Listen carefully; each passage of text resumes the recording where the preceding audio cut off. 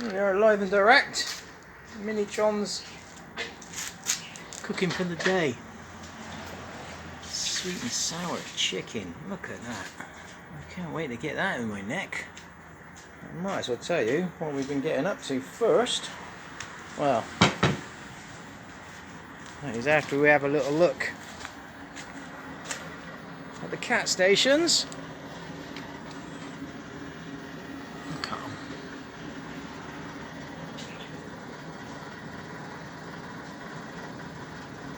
They keep bringing in they keep bringing in newborn baby mice. They're basically just little pink bags with no eyes and stuff.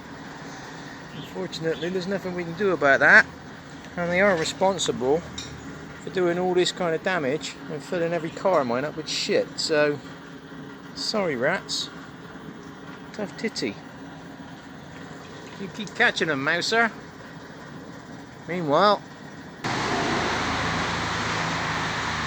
back at the business end, it's kind of looking like this.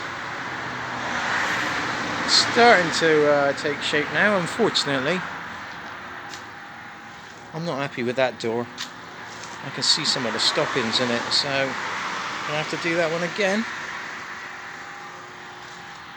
But we've started having a tamper up here now. Can't leave it green, can I? So here's a bit of a story. When I first tried to get the book reinstated on this, because the book had expired, if you don't keep these things up to date and taxed, after 4 years the book expires. So I took this one all the way across the country, 2 attempts at that. That's a long story in itself. And they refused to plate it because they said I'd welded this top panel in from another car with that plate on it. I mean, does it look like that 40-year-old paint has been re-welded?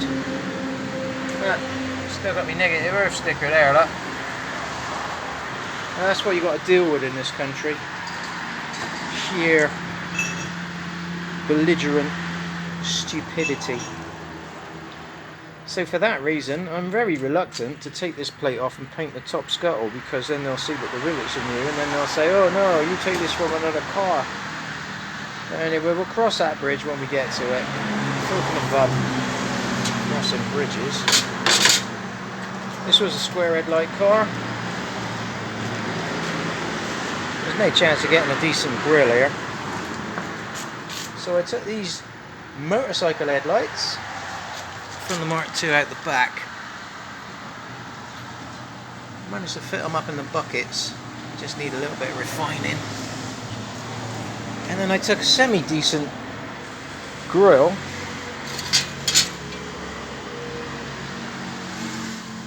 and chopped it up to fit the hole. Oh, I'm struggling to get some urethane glue to glue those in. But I'm sure we'll get there in the end. Meanwhile, as you can see, they couldn't get the bolts out for the indicator, so they've just painted the whole lot. Reflector, full 9 yards. So I've now got to drill those bad boys out and get around that.